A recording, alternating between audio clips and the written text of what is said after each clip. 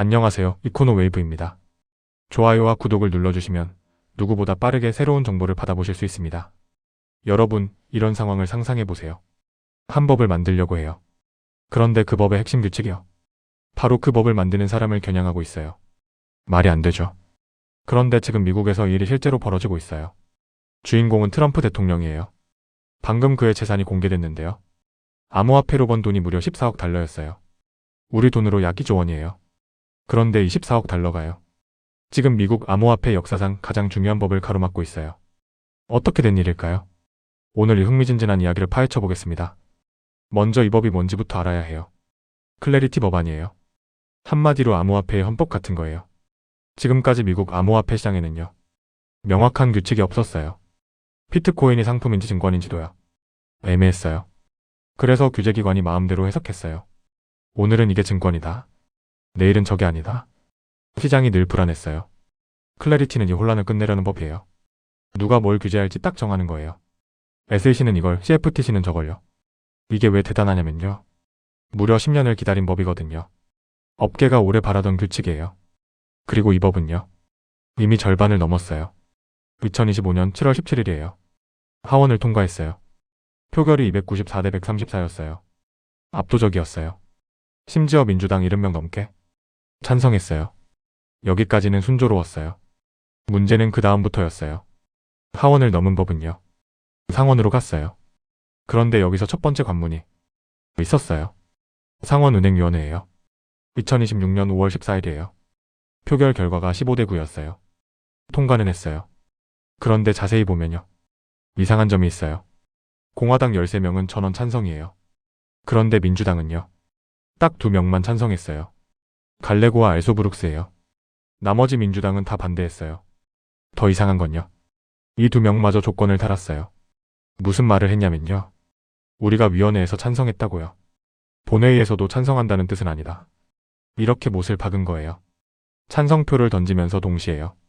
아직 진짜 찬성은 아니라고 한 거예요. 왜 이렇게 조심스러웠을까요? 바로 여기에 오늘의 핵심이 숨어 있어요. 이유는 잠시 후에 밝혀드릴게요.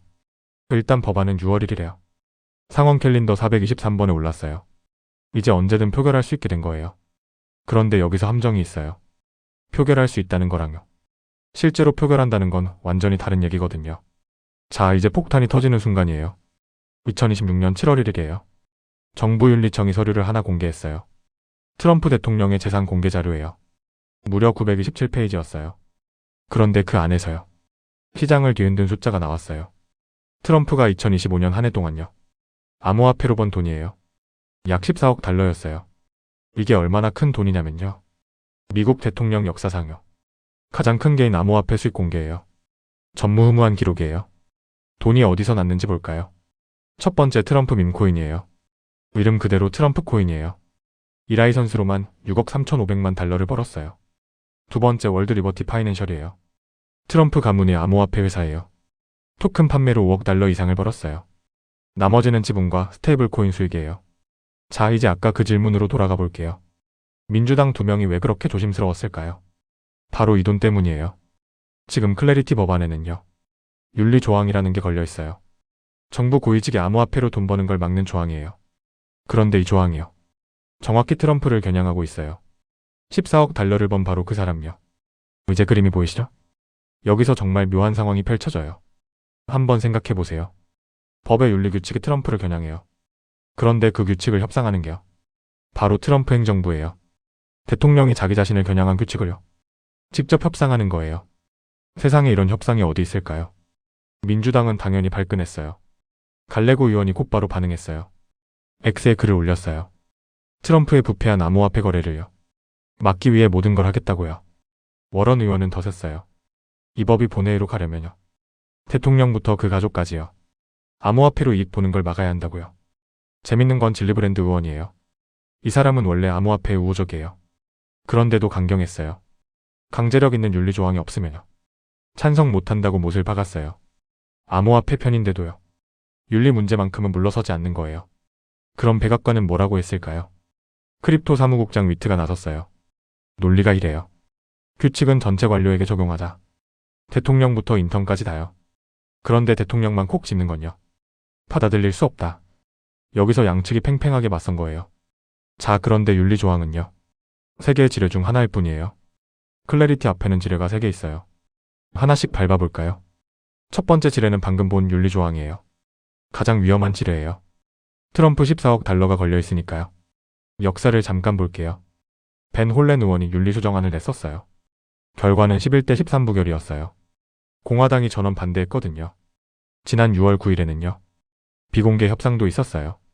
질리브랜드 갈레고 백악관 위트가요. 한 테이블에 앉았어요. 그런데 결렬됐어요. 이유가 흥미로워요. 원래 이런 조항이 있었어요. 주 법무장관이요. 법무부를 고소할 수 있게 하는 조항이에요. 윤리규칙 안 지키면 소송하겠다는 거죠.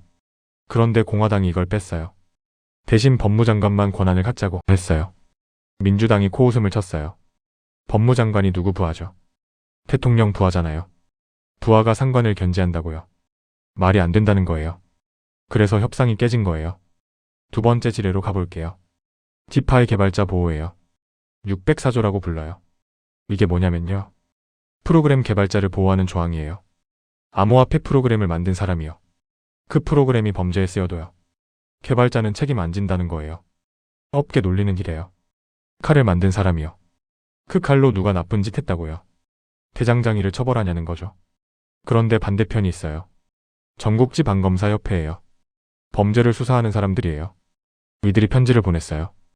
604조가 암호화폐 범죄 수사를요. 심각하게 방해한다고요. 범죄자를 못 잡게 된다는 거예요. 세 번째 지뢰예요. 스테이블 코인 수익이에요. 여기 재밌는 숫자가 있어요. 코인베이스라는 거래소가요. USDC 수익으로만요. 연간 13억 5천만 달러를 벌어요. 그런데 작년에 만든 법이 있어요. 제니어스 법이에요. 이 법이 스테이블 코인 이자를 금지했어요. 은행협회가 주장해요.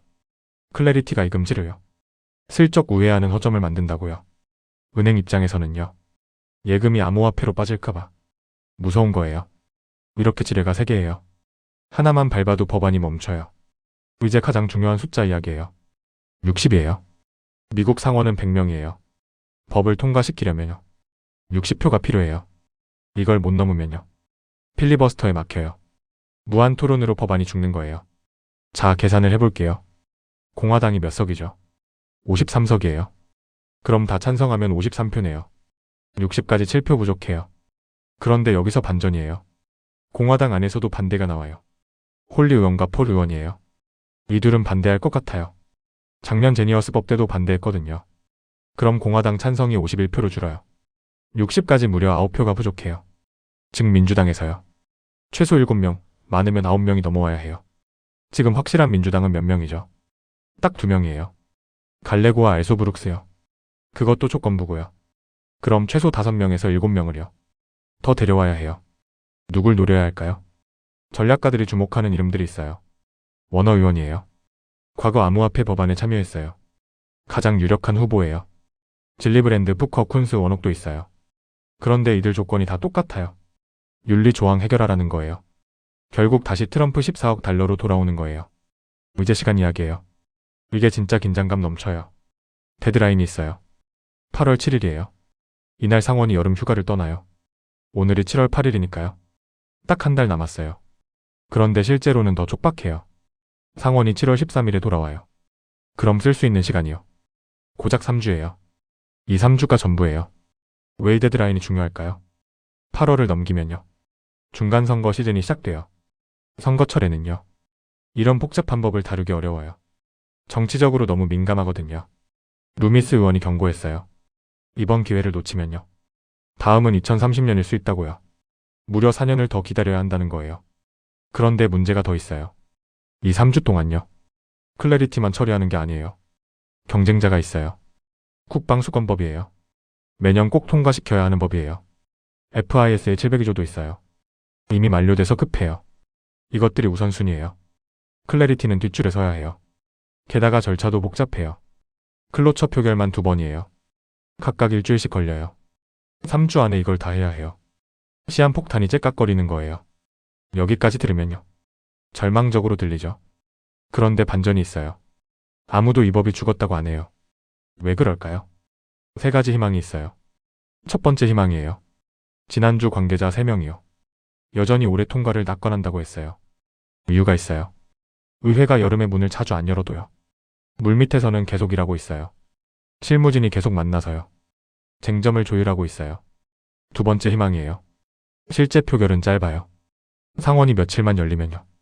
토론하고 표결할 수 있어요. 시간이 없는 게 아니라요. 우선순위 문제인 거예요.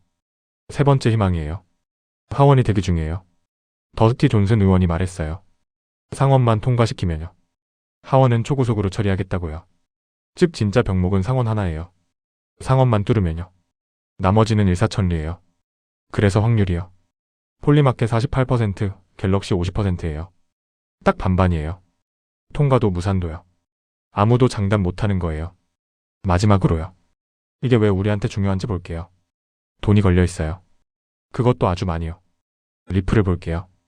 클래리티와 가장 밀접한 코인이에요. 지금 SEC와 CFTC가요. 리플을 상품으로 분류했어요. 그런데 이건 그냥 해석이에요. 다음 정부가 뒤집을 수 있어요. 클래리티는 이걸 법으로 못 박아요. 영원히 확정하는 거예요. 그래서 스탠다드 차타드가요. 리플 목표가를 8달러로 봤어요. 단 클래리티 통과가 조건이에요. 이더리움도 마찬가지예요. 목표가 7,500달러를 제시했어요. 이것도 통과가 조건이에요. 즉 이 법 하나예요. 수많은 코인의 운명이 걸려있는 거예요. 통과되면 규칙이 명확해지고요. 기관 돈이 들어와요. 무산되면요. 또 몇 년을 기다려야 해요. 자, 오늘 이야기를 정리할게요. 트럼프가 암호화폐로 14억 달러를 벌었어요. 그런데 그 돈이요. 암호화폐 법을 가로막고 있어요. 윤리 조항 때문이에요. 여기에 디파이 스테이블 코인 쟁점까지요. 세 개의 지뢰가 깔려 있어요. 통과하려면 민주당 표가 필요한데요. 그들 조건이 다시 윤리 조항이에요. 시간은 딱 3주 남았어요. 8월 7일이 데드라인이에요. 확률은 정확히 반반이에요. 과연 이 드라마는 어떻게 끝날까요? 진짜 승부는요. 7월 13일 상원이 돌아온 후에요. 튠 대표가 클래리티에 시간을 주느냐요. 그게 모든 걸 결정해요. 이코노 웨이브가요. 이 흥미진진한 결말을요. 끝까지 추적해드리겠습니다. 여러분은 어떻게 예상하세요? 통과일까요? 무산일까요? 댓글로 여러분의 예측을 남겨주세요. 아직 구독하지 않으셨다면 지금 구독을 눌러주세요. 좋아요와 구독을 눌러주시면 누구보다 빠르게 새로운 정보를 받아보실 수 있습니다. 이코노 웨이브였습니다. 감사합니다.